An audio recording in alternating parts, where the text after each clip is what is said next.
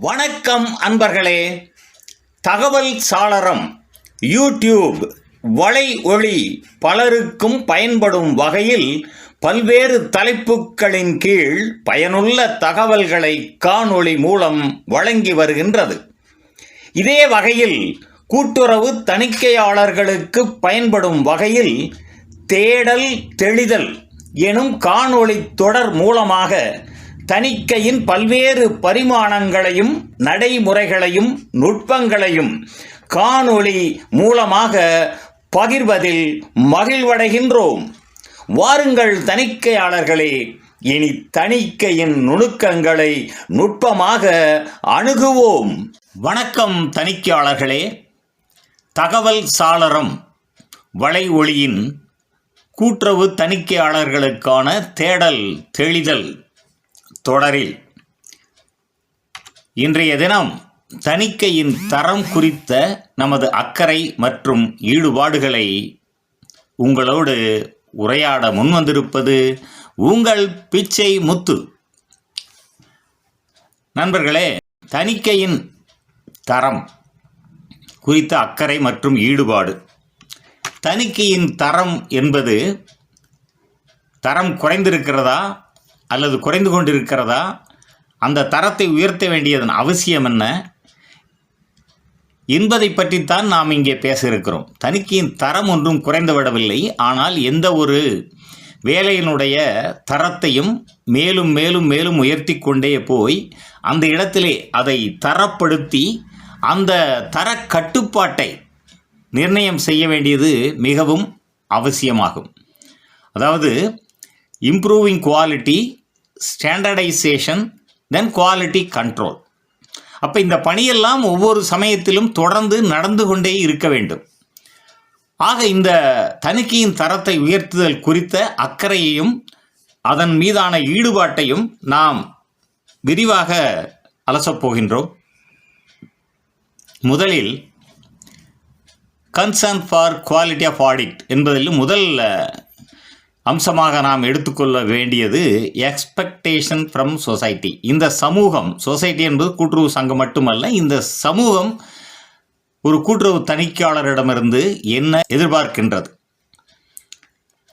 ஒரு ஆசிரியரிடம் நல்லொழுக்கத்தையும் கல்வியையும், ஒரு நீதிமன்றத்திடம் சரியான நீதி பரிபாலனத்தையும், காவல்துறையிடம் கண்ணியத்தையும் கட்டுப்பாட்டையும் இந்த சமூகம் எதிர்பார்ப்பது போல ஒரு தணிக்கையாளரிடமும் உண்மையும் நேர்மையும் நம்பகத்தன்மையும் கொண்ட அவர்களுடைய தணிக்கை பணிக்கான முடிவினை இந்த சமூகம் எதிர்பார்க்கிறது.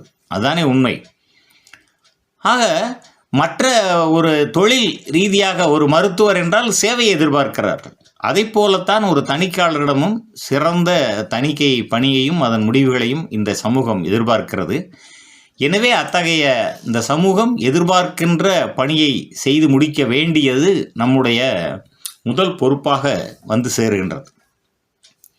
அதற்கு அடுத்ததாக நாம் ப்ரொஃபஷனல் ஆடிட்டர், நாம் ஒரு அரசு அதிகாரி என்று மட்டுமே பெரும்பாலான நேரங்களில் நினைத்து கொண்டிருக்கிறோம். ஆனால் ஒரு ப்ரொஃபஷனல் ஆடிட்டர் என்பதை நாம் பல சந்தர்ப்பங்களில் மறந்து விடுகிறோம் என்பதுதானே உண்மை. ப்ரொஃபஷனல், எந்த ஒரு ப்ரொஃபஷனலும் ஒரு தொழில் செய்பவர் அதற்கான கல்வி, தேர்வு முறை, பயிற்சி, அதன் பின்னால் அந்த பயிற்சியின் மூலமாக அவர் செய்கின்ற பணியை கட்டுப்படுத்துவதற்கான ஒரு அமைப்பு, இவையெல்லாம் கொண்டிருப்பவர்களைத்தான் நாம் ப்ரொஃபஷனல் என்று சொல்கிறோம். மருத்துவர்கள், வழக்கறிஞர்கள், சார்ட்டர்ட் அக்கௌண்டன்ட், என்ஜினியர், இப்படியெல்லாம் ப்ரொஃபஷனல் இருக்கிறார்கள். அதைப்போல நாமும் ஒரு ப்ரொஃபஷனல் ஆடிட்டர் என்கிற மனநிலையை நாம் முதலில் கொள்ள வேண்டும். நாம் ஒரு அரசு அலுவலர் அல்லது அரசு அதிகாரி என்கின்ற நிலையை கடந்து, நாம் உண்மையில் அரசு அதிகாரி தான், ஆனால் அதையும் கடந்து நாம் தொழிலில் ஒரு ப்ரொஃபஷனல் என்கிற எண்ணம் வர வேண்டும். அப்பொழுதுதான் அந்த ப்ரொஃபஷனல் அப்ரோச் நம்முடைய தணிக்கை பணியிலே மிளிரும். எனவே அது மிகவும் முக்கியமானது. அதற்கு அடுத்ததாக ஆட்டிடியூட் ஆஃப் ஆடிட்டர்ஸ். நம்முடைய தணிக்கை துறையிலே நம்மிடம் இருக்கின்ற கருத்தாக்கம் எப்படி இருக்கிறது? நேர்மறை, எதிர்மறை சிந்தனைகள், தொடர்ந்து நாம் முன்னேற வேண்டும் என்கிற ஒரு கருத்தோட்டம், நம்பிக்கை, தணிக்கையாளர்களை சக தணிக்கையாளர்களை நன்கு மதிப்பது, அவர்களுடைய பணியை பாராட்டி அவர்களை மேம்படுத்துவது, கருத்து உரையாடல்களில் மற்றவர்களோடு மிகச் சிறப்பாக கருத்து உரையாடுவது, நம்முடைய தொழிலை மேலும் மேலும் வளர்த்து கொண்டே செல்வது, சங்கத்தினுடைய கூட்டுறவு சங்கங்களுடைய மேம்பாட்டிற்கான தணிக்கை யோசனைகளை சிறப்பாக சொல்லுவது, இது போன்ற பல்வேறு தணிக்கை குறித்த பல்வேறு விஷயங்களை எல்லாம் நாம் அறிவு தளத்திலே பெருக்கிக் கொண்டே நம்முடைய அனுபவத்தின் மூலமாக பலருக்கும் வழிகாட்டியாக திகழ வேண்டும். அத்தகைய ஒரு தணிக்கையாளனுடைய கருத்தாக்கத்தை தான் நாம் கைக்கொள்ள வேண்டும். அதற்கு அடுத்ததாக குவாலிட்டி, கன்சர்ன் ஃபார் குவாலிட்டி. இந்த குவாலிட்டியை பற்றி நான் முதல்ல கூட சொன்னேன். குவாலிட்டி அல்லது தணிக்கையுடைய தரம் எங்காவது குறைந்து கொண்டே இருக்கிறதா என்றால், பல்வேறு மாற்றங்கள் நிகழ்ந்து கொண்டே செல்லும் பொழுது, குறிப்பாக தணிக்கையினுடைய ஸ்டாண்டர்டைசேஷன், ஒரே மாதிரியான தணிக்கை முறை இல்லாது இருக்கும் பொழுது, தணிக்கை நடைமுறை நூல் இருந்து அதன் பின்னால் இப்பொழுது உங்களுக்கு தணிக்கை செய்வதற்கான குழு தணிக்கைக்கான வழிமுறைகள், வழிகாட்டு நெறிமுறைகள் எல்லாம் இருந்தாலும் கூட, ஒரு மாவட்டத்திற்கு மாவட்டம் அல்லது ஒரு மாவட்டத்திலேயே ஒரு குழுவினுடைய தணிக்கை அறிக்கையும் மற்றொரு குழுவினுடைய தணிக்கை அறிக்கையும், சில சமயங்களில் ஒரே தணிக்கையாளர் செய்கின்ற பல்வேறு தணிக்கைகளிலேயே மாற்றங்களை பார்க்க முடியும். ஆக இந்த மாதிரியான ஒத்த மாதிரியான தணிக்கை இல்லாமல் இருப்பதும், அதன் பின்னால் இந்த தணிக்கைக்கான நடைமுறைகள், குறிப்பாக பேரா எழுதுவதில் ஒரே மாதிரியான நடைமுறைகளை கடைபிடித்து சார்பற்ற முறையில் ஒருவார் கோடாமையில் மிக சரியாக நாம் பத்திகளை எழுத வேண்டியதும், தணிக்கை அறிக்கைகளை கொடுக்க வேண்டியதும், அதன் மூலமாக அந்த தணிக்கை புள்ளி விவரங்களை தொகுத்து மாநில அளவிலே வெளியிட வேண்டியதும் நமக்கு அவசியமாகின்றது.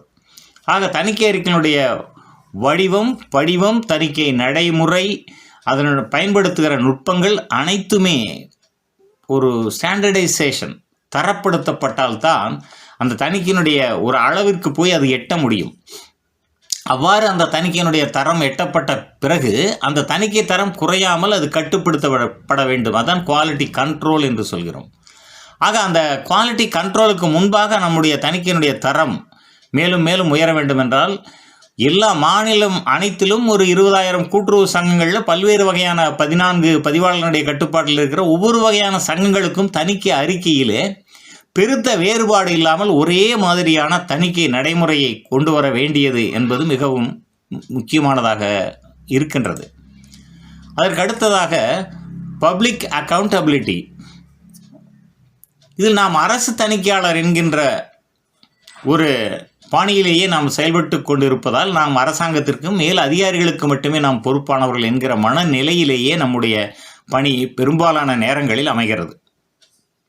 ஆனால் ஒரு நேர்மையான சரியான தொழில் தன்மையோடு இந்த சமூகத்திற்கு நாம் பொறுப்பாக இருக்கிறோம். அரசாங்கத்தின் மூலமாக இந்த அந்த மக்களுக்கு செய்கின்ற பல்வேறு நலத்திட்டங்களிலே கூட்டுறவு சங்கத்தினுடைய பணிகளும் ஒன்று என்கிற வகையிலே அதற்கு நாம் முழுமையாக பொறுப்பேற்று இருக்கிறோம். எனவே நாம் செய்கிற எல்லா செயலுக்கும் நாம் பொறுப்பேற்று கொள்ள வேண்டும். நாம் பொறுப்பேற்று கொள்ள வேண்டும் என்கிற ஒரு நிலை வரும் பொழுதே அந்த பணியை செவ்வனே செய்ய வேண்டும், உண்மையாக செய்ய வேண்டும், சரியாக செய்ய வேண்டும் என்கிற எண்ணமும் நமக்குள்ளே வரும். அதற்கு அடுத்ததாக ஸ்கில் டெவலப்மெண்ட், அதாவது நம்முடைய திறனை வளர்த்துக்கொள்வது. திறனை வளர்த்துக்கொள்வது என்பது புதிய புதிய யுக்திகளை கடைப்பிடிப்பது, மேலும் மேலும் பல சங்கங்களுக்கு செல்லும் போது அங்கு இருக்கிற அனுபவங்களை பெற்றுக்கொள்வது, சக தணிக்கையாளர்களுடன் கலந்து உரையாடுவது, மேல் அதிகாரிகளிடம் வழிகாட்டு விவரங்களை பெற்றுக்கொள்வது, இயக்குனர் மற்றும் தலைமை தணிக்கை இயக்குனர், ரிசர்வ் வங்கி, நபார்டு போன்ற பதிவாளர் போன்ற பல்வேறு அதிகாரிகளும் அமைப்புகளும் வழங்குகின்ற சுற்றறிக்கைகளை எல்லாம் படித்து அதனுடைய சரியான தன்மையை புரிந்து கொண்டு அதனை களப்பணிகளை எவ்வாறு செயல்படுத்துவது என்பதையெல்லாம் வளர்த்து கொண்டே செல்ல வேண்டும். இது மிகவும் முக்கியம். அதற்கு அடுத்ததாக செல்ஃப் சென்டர்டு இன்ட்ரெஸ்ட் என்கிற ஒரு விஷயம் இருக்குது. அதாவது எல்லா பணியிலையும் நாம் சுயமாக நம்மை சுற்றியே எந்த ஒரு முடிவையும் எடுத்துக்கொள்வது, நம்முடைய பணியிலேயே நம்மளுடைய சுயநலம் சார்ந்தே இயங்குவது, என்கின்ற ஏதாவது ஒரு சில இடங்களில் ஒரு சிலரிடம் இருக்கலாம். எல்லோருமே அப்படி நாம் இருக்கிறார்கள் என்று நான் அதை நம்முடைய ஒரு பலகீனமாக ஒரு குறையாக சொல்லவில்லை. ஆனால் எல்லா வகையிலும் ஒரு சுயநலம் சார்ந்த ஒரு செயல்பாடு இருக்கத்தான் செய்கிறது இந்த சமூகத்தில். உதாரணமாக இப்போ நமக்கு ஒரு வேண்டிய இடத்திலேயே ஒரு பணியிட வேண்டும் என்று நினைப்பதில் தவறில்லை. ஆனால் அதிலேயே பிடிவாதமாக நின்று அதற்கான அழுத்தங்களை கொடுத்து அதை பெற்றுக்கொள்வது, அதற்கு அடுத்தது ஒரு குறிப்பிட்ட குழுவில் தான் நான் பணி செய்ய வேண்டும் என்கிற ஒரு மனநிலையை வளர்த்து கொள்வது, அப்புறம் நம்முடைய பணி சம்பந்தமான சலுகைகள் இருக்கிறதல்லவா, வருடாந்திர ஊதிய உயர்வு, பதவி உயர்வு, அப்புறம் ஓய்வு வரும்போது கிடைக்கிற பல்வேறு ஊதிய பலன்கள், அப்புறம் நம்முடைய உரிமைகளுக்காக கோரிக்கைகளை வைப்பது, இதெல்லாம் சரிதான். இதெல்லாம் யாருமே குறையாக சொல்ல முடியாது. ஆனால் இவைகளையெல்லாம் தாண்டி இவைகளையெல்லாம் உள்ளடக்கி ஒட்டுமொத்தமாக நாம் செய்கின்ற பணியை முதலில் மிகச் சிறப்பாக செய்து நமக்கு நாமே ஒரு திருப்தி அடைகிற வகையிலேயே நம்முடைய பணியை அமைத்து கொள்ள வேண்டும். அந்த செல்ஃப் சென்டர்ட் இன்ட்ரெஸ்ட் இருக்கு இல்லையா, எல்லாமே தனக்கு அப்படிங்கிறது, அதை தாண்டி நாம் பணியில் ஈடுபடும் பொழுதுதான் நமக்குள்ளே ஒருவன் இருக்கிறான் அல்லவா, அந்த நமக்குள்ளே இருக்கிற ஒரு நபர் உதாரணமாக நாம் பணியை செய்யும் பொழுது நம்முடைய பணியை மேலதிகாரிகள் பாராட்ட வேண்டும், மற்றவர்கள் பாராட்ட வேண்டும் என்கிற அவசியம் கூட கிடையாது. அந்த பணியை நமக்கு நாமே பாராட்டுகிற நாம் திருப்தி அடைகிற வகையில் இருக்குதா, அதுதான் நம்ம பெர்ஃபார்மன்ஸ் அப்ரைசல் அப்படின்னு சொல்கிறது கூட. அதுக்கு இந்த இதில் அம்சத்தில் பார்த்தீங்கன்னா பெர்ஃபார்மன்ஸ் அப்ரைசல் அப்படிங்கிறது சங்கத்துக்கான பெர்ஃபார்மன்ஸ் அப்ரைசல் சொல்லலை, நம்முடைய பணியினுடைய பெர்ஃபார்மன்ஸ் அப்ரைசல் பண்ணணுமா இல்லையா. நாம் அந்த குழுவில் எவ்வாறு பணிபுரிகிறோம், நாம் எந்த அளவிற்கு பணிபுரிந்து கொண்டு இருக்கிறோம், அதுக்கு ஒரு ரேட்டிங்லாம் கொடுத்தாங்கன்னு வைங்க. அதெல்லாம் இல்லை. இப்போ நம்ம தனித்தனியாக யாரையும் பெர்ஃபார்மன்ஸ் அப்ரைசல் பண்ணுறதில்லை. ஆனால் பல தனியார் நிறுவனங்களில் இத்தகைய பெர்ஃபார்மன்ஸ் அப்ரைசல் என்கிற ஒரு இது இருக்கிறது, பணியை அவருடைய பணியை திறனாய்வு செய்தல். ஆக இந்த மாதிரி இந்த பெர்ஃபார்மன்ஸ் அப்ரைசல் நம்மளுக்கு மேலதிகாரிகள் செய்கிறது இல்லை அப்படின்னாலும் கூட இந்த பெர்ஃபார்மன்ஸ் அப்ரைசல் என்பதை நமக்கு நாமே செய்து கொள்ள வேணுமா வேண்டாமா? இந்த இடத்துல தான் நான் சொல்கிறேன், மற்றவர்கள் நமது பணியை பற்றி என்ன நினைக்கிறார்கள் என்பதை காட்டிலும் நமக்குள்ளே இருக்கிற ஒருவரால் அந்த பணி பாராட்டப்படுகிறதா, என்னுடைய பணி எனக்கு திருப்தி அளிக்கிறதா என்பதுதான் மிகவும் முக்கியம். அதுதான் செல்ஃப் அப்ரைசலாக கூட நாம் அதை எடுத்துக்கொள்ளலாம். அதற்கு அடுத்ததாக குழுவினுடைய செயல்பாடு, அது குரூப் டைனமிக்ஸ் என்று சொல்கிறோம். இந்த குரூப் டைனமிக்ஸில் வரும்போது தணிக்கையின் தரத்துக்கு இதுக்கு என்ன உடன்பாடு அப்படின்னு பார்த்தீங்கன்னா, ஒரு குழுவினுடைய செயல்பாடு தான் அந்த சங்கத்தினுடைய தணிக்கையை வேகமாக முடிப்பது, அந்த சரியான முறையில் முறையில் கொண்டு போகிறது, தரமான தணிக்கையை முடிப்பது. ஆக குழுவினுடைய அந்த செயல்பாட்டில் அந்த குழு அமைப்பு, அவர்கள் செயல்படுகிற விதம், அவர்கள் எப்படி முடிவை கொண்டு வருகிறார்கள், இப்படி இதெல்லாம் சேர்ந்து தான் நம்மளுக்கு வரணும். இப்போ உதாரணமாக TEAM டீம் அப்படிங்கிறத டுகெதர் ஈச் அச்சீவ்ஸ் மோர் அப்படிம்பாங்க. அதாவது ஒவ்வொருவர் குழுவாக சேரும் பொழுது அவர்கள் ஒரு குழுவில் 3 பேர் இருக்காங்கன்னா 3 பேர் தனித்தனியாக செய்கிற வேலையை காட்டிலும் 3 பேர் சேரும் பொழுது ஒரு 4 அல்லது 5 பேர் ஆற்றக்கூடிய பணியை இன்னும் செம்மையாக செய்ய முடியும் அப்படிங்கிறது தான் அந்த TEAM டீம் அப்படிங்கிறதுனுடைய ஒரு முக்கியமான அம்சமாக நம்ம பார்க்குறோம். அதனால் அந்த குழு அப்படிங்கிறதுல முரண்பாடுகள் அப்படிங்கிறது எங்கேயோ ஒரு சில இடங்களில் வரலாம். ஆனால் அந்த முரண்பாடுகளே நிரந்தரமாக இல்லாமல், அது முட்டுக்கட்டையாக இல்லாமல், அது தீர்வு செய்யப்பட்டு அந்த குரூப் மிகச் சிறப்பாக செயல்பட வேண்டும் என்பதுதான் மிக மிக முக்கியம். அதற்கு அடுத்தது நமக்கு தணிக்கையினுடைய தரத்தில் இருக்கக்கூடிய ஒரு முக்கியமான பிரச்சனை என்று கூட சொல்லலாம். வழிகாட்டுதல் என்பது சில நேரங்களில் முறையாக கிடைப்பதில்லை. சில நேரங்களில் ஒரு தணிக்கையாளருக்கு ஏதாவது தணிக்கையில் ஒரு பிரச்சனை இருக்குது, சந்தேகம் இருக்குதுன்னா அதை சொல்லித் தருவதற்கு இவர் அணுகுமுறையிலையும் குறைபாடுகள் இருக்கலாம். அல்லது இவருக்கு வழிகாட்டக்கூடிய சக தணிக்கையாளர்கள் அல்லது மேல்நிலையில் இருக்கிற தணிக்கையாளர்கள் அதை சொல்லித் தருவதற்கான அவர்களுடைய மனநிலையோ அல்லது கருத்தோ, இப்படி பல விஷயங்கள் பல நேரங்களில் அது இடர்பாடாக இருக்கிறது. இது சமூகத்திலேயே பொதுவாக என்ன நினைக்கிறார்கள் என்றால், தனக்கு தெரிந்த ஒன்றை மற்றவர்களுக்கு சொல்லிக் கொடுத்து விட்டால் அவர்களுக்கு ஏன் அதை அவர்கள் தெரிந்து கொள்ள வேண்டும், நம்மிடம் இருக்கிறது சொத்து போல நினைக்கிறார்கள். அறிவு என்பது பரவக்கூடிய சொத்து, பரவிக்கொண்டே இருக்க வேண்டும். எனவே அது நாமும் சரி மற்றவர்களும் சரி, இந்த கைடன்ஸ் ஆப்சன்ஸ் இருக்கு இல்லையா, வழிகாட்டுதலினுடைய குறைபாடு. அது இல்லாமல் மற்றவர்களுக்கு வழிகாட்டுதலை எடுத்து செல்வது ஒரு தலையாய பணியாக நாம் வைத்துக்கொள்ள வேண்டும். அதற்கு அடுத்தது என்கரேஜ்மெண்ட்டு. நம்மகிட்ட இந்த தணிக்கையின் தரம் உயர்த்தல் இருக்கக்கூடிய இன்னொரு பிரச்சனை என்கரேஜ்மெண்ட்டு. அதாவது குறிப்பாக நீங்கள் புதிதாக பணியில் வந்த உங்களை எல்லாம் குழுவினுடைய தலைவர்கள் உங்களுடைய பணியை பாராட்டி உங்களை மேலும் மேலும் வளருவதற்கு முயற்சி செய்து கொண்டே இருக்க வேண்டும். ஒருவரிடம் குறை இருந்தால் கூட அந்த குறையை சங்கத்திலையும் சரி, நாம் கூட சங்கத்தில் செல்லும் பொழுது அங்கே ஏதாவது ஒரு இருந்தால் கூட அதில் ஒன்றும் மோசடியோ முறைகேடோ இல்லை அப்படிங்கிற பட்சத்தில் அந்த குறைகளை நிவர்த்தி செய்கிறதா அந்த சங்கம் என்று தான் பார்க்க வேண்டுமே ஒழிய, குறையை எழுதுவதே ஒரு முதன்மையான அவ்வளோதான் அப்படின்னு இருக்கக்கூடாது இல்லையா? அந்த மாதிரி நம்முடைய சக தணிக்கையாளர்கள் அவர்களை ஊக்குவிப்பு தான் மிகவும் முக்கியமாக இருக்க வேண்டும்.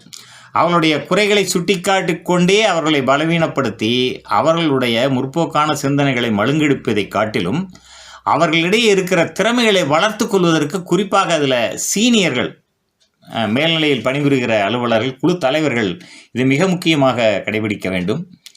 அதற்கு அடுத்தது நம்மளுக்கு இருக்கிற ஒரு பிரச்சனை இந்த மோட்டிவேஷனும் இனோவேஷனும் இல்லை. அதாவது ஒரு முனைப்பூக்கம் காட்டுவது, புதுசாக ஏதாவது ஒரு ஐடியா, புதிய தணிக்கையாளர்கள் ஏதாவது சொல்கிறாங்க, ஒரு தணிக்கை நுட்பங்களை கடைபிடிப்பது, அல்லது அறிக்கை தயார் செய்யும் பொழுது, அல்லது முடிக்கும் பொழுது, அல்லது பத்திகள் எழுதும் பொழுது அந்த வழிகாட்டலின் முறைப்படி எழுதுறது, இப்படி பல விஷயங்களில் அவர்களை ஏதாவது ஒரு முனைப்பூக்கத்தோடு செயல்பட எத்தனிக்கும் போது அதை மற்றவர்கள் அதை அனுமதிக்காமல் கட்டுப்படுத்துவது அல்லது மட்டுப்படுத்துகிறது அப்படிங்கிற ஒரு விஷயங்கள்லாம் ஆங்காங்கே இருந்துக்கிட்டு தான் இருக்குது. ஆக அந்த இனோவேஷன் அண்ட் மோட்டிவேஷன் அப்படிங்கிறது தொடர்ந்து இருந்தால் மட்டுமே இந்த தணிக்கையினுடைய தரத்தை நாம் உயர்த்த முடியும். அப்புறம் ரெசிஸ்டன்ஸ் ஃபார் சேஞ்ச். அதாவது மாற்றங்கள் வரும்பொழுது அந்த மாற்றங்களை நடக்க விடாமல் செய்வதற்கு அல்லது அந்த மாற்றங்களுக்கு ஈடு கொடுப்பதற்கு தயாராகுவதற்கு சங்கடமாக இருப்பவர்கள் புதியவற்றை கற்றுக்கொள்ள வேண்டுமே என்கிற பல்வேறு நிலைகளிலே அவர்கள் இந்த மாற்றங்களை விரும்புவது இல்லை. இது ஏதோ தணிக்கைத்துறைன்னு நினைக்காதீங்க. மிகப்பெரிய பல்வேறு கணினி முதன்னு வங்கிகள் எல்லாம் அமல்படுத்தப்பட்ட பொழுது அது எந்த அளவுக்கு அதுக்கான முரண்பாடுகள் இருந்தது அப்படிங்கிறதெல்லாம் நம்ம இந்த நாட்டிலேயே நம்ம பார்த்துருக்குறோம். எனவே எந்த ஒரு மாற்றமும் முதலில் அறிமுகப்படுத்தும் பொழுது அதற்கு நிறைய சங்கடங்கள் அல்லது அதற்கான தடங்கள் கொண்டு தான் இருக்கும். ஆனால் அவைகளை நன்கு பரிசீலித்து அந்த சங்கடங்கள் அல்லது தடங்கல்களை எவ்வாறு போக்கி மேலே செல்ல வேண்டும் என்பதைத்தான் நாம் சிந்திக்க வேண்டுமே ஒழிய, அதை இது ஆகாது அல்லது இது நடக்காது என்று முதலிலேயே அதை முனை மழுங்க செய்வது என்பது ஒரு சரியான அணுகுமுறையாக இருக்காது. அதற்கு அடுத்ததாக நம்முடைய தணிக்கையினுடைய தரத்தை மேம்படுத்துவதிலே இந்த நிறுவனத்தினுடைய போக்கு என்பதும் ஒரு விஷயமாக நம்ம பார்க்குறோம். இந்த ஆர்கனைசேஷனல் பிஹேவியர் என்கிற ஒரு விஷயமும் இருக்குது. இது தனியார் நிறுவனங்களில் நிறையா இதுக்கான ஹெச்ஆர் பாலிசிஸ்லாம் இருக்குது. ஆனால் அரசாங்கத்தில் இதற்கான பெரிய அளவில் இல்லாவிட்டாலும் கூட இங்கே கூட நாம் பல நேரங்களில் பார்க்கலாம். ஒரு அலுவலகத்தினுடைய தலைவர் மாறும் பொழுது அல்லது மண்டல அலுவலர் அல்லது தலைமை அலுவலகங்களில் அல்லது துறை தலைவர்கள் மாறும் பொழுதெல்லாம் சில கொள்கைகள் அல்லது விளக்கங்கள் மாறுவதை நாம் பார்க்கலாம். அப்புறம் ஒரு மாவட்டத்திலிருந்து இன்னொரு மாவட்டம் அல்லது பல மாவட்டங்களுக்கு ஒரு தணிக்கையினுடைய நடைமுறை அல்லது கோட்பாடு இந்த மாதிரி மாறிக்கிட்டே இருக்கும் பொழுது அந்த நிறுவனத்தினுடைய அல்லது தணிக்கை துறையினுடைய பிஹேவியர், அதாவது தனி மனிதனுடைய மனநிலை போல் அந்த தணிக்கை துறையினுடைய போக்கு நிலையே கூட பல நேரங்களில் மாறிக்கொண்டு இருக்கும். அது மாறுறது சரி தவறுங்கிறத பேச்சுக்கே நம்ம போகலை. ஆனால் அந்த ஆர்கனைசேஷனல் பிஹேவியரும் இந்த தணிக்கையினுடைய தரத்தை உயர்த்துவதற்கும் கட்டுப்படுத்துவதற்கும் அதை மேலேயே வைத்துக்கொள்வதற்கும் ஒரு முக்கிய காரணியாக இருக்கிறது அப்படிங்கிறத நம்ம பார்க்குறோம். அதற்கு அடுத்தது தணிக்கையினுடைய தரம் நம்ம பல நேரங்களில் எதிர்பார்த்தபடி இல்லாமல் இருக்கிறதுக்கு அல்லது நம்ம மேலே போயாகணும் அப்படிங்கிறதுக்கும் ரெண்டுக்குமே, நம்ம தணிக்கையினுடைய தரத்தை உயர்த்தி ஆகணுங்கிறதுக்கும் சரி அல்லது உயராமல் நிற்கிறதுக்கும் சரி, சமூகத்தினுடைய மாறுபாடுகளும் அப்புறம் சமூகத்தினுடைய அழுத்தம். இப்போ உதாரணமாக நீங்கள் பள்ளிகளில் இப்போ குழந்தைகளுக்கு ஒழுக்கம் குறித்த கல்வி குறைந்து கொண்டே வர்றதுனால போட்டியான கல்வி நிலையில் அந்த ஒழுக்கம் குறித்த கல்வி குறையிறதுக்கு காரணம் சமூகத்தினுடைய அழுத்தம். அதுபோல் இந்த தணிக்கைத்துறைக்கும் நமக்கு பல்வேறு பணிகளில் ஈடுபடும் பொழுது அது நம்ம துறையில் இருந்து அல்லது சமூகத்தில் இருந்து அல்லது அரசாங்கத்தில் இருந்து கொடுக்கப்படுகிற பல்வேறு அழுத்தங்கள், சோசியல் சேஞ்சஸ் அண்ட் ப்ரெஷர்ஸும் நம்மளுடைய தணிக்கையினுடைய தரத்தை மேம்படுத்துவது அல்லது அதை மேம்படுத்தாமல் இருப்பதற்கும் முக்கியமான ஒரு காரணிகளாக இருக்கிறது. அதற்கு அடுத்தது பார்த்திங்கன்னா லேக் ஆஃப் கமிட்மெண்ட். ஒரு பணியை நம்மிடம் என்ன பணி ஒப்படைக்கப்பட்டதோ அதை முடித்தே தீர வேண்டும், அதற்கு நாம் தான் பொறுப்பு. என்னிடம் என்ன பணி ஒப்படைக்கப்பட்டிருக்கிறதோ அதற்கு 100% நான் பொறுப்பேற்றுக் கொள்கிறேன், நான் அதை முழுமையாக நிறைவேற்றுகிறேன் என்கிற ஒரு முனைப்பான செயல்பாடு பல நேரங்களில் சில தணிக்கையாளர்களிடம் இல்லாமல் போய்விடுகிறது. அதனால் அந்த மாதிரியான ஒரு முனைப்பு இல்லாமல் இருப்பதை நாம் தவிர்த்து எந்த ஒரு பணியை நமக்கு கொடுத்தாலும் அதை முனைப்போடு செயல்பட வேண்டும் என்கிற ஒரு முயற்சியை நாம் வளர்த்து கொள்ள வேண்டும். அதற்கடுத்து ஒட்டுமொத்தமாகவே உலகம் தழுவிய நிலையிலேயே ஹியூமன் வேல்யூஸ், இந்த மனித மாண்புகள் குறைந்து கொண்டே போயிட்டுருக்கு.